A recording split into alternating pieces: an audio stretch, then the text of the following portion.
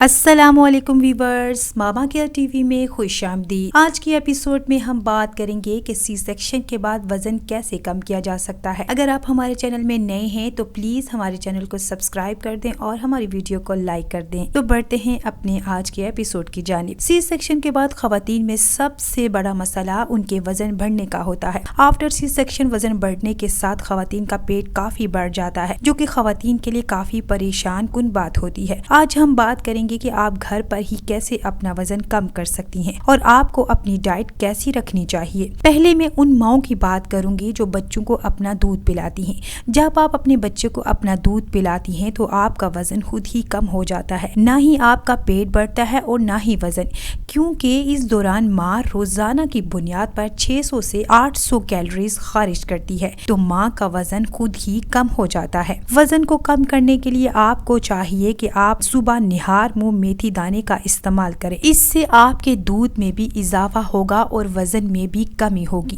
اگر آپ کو سی سیکشن کے بعد کوئی کمپلیکیشنز نہیں ہیں تو آپ کو چاہیے کہ ہلکی پھلکی واک سٹارٹ کر دیں، نہ کہ بیڈ ریسٹ پر جائیں۔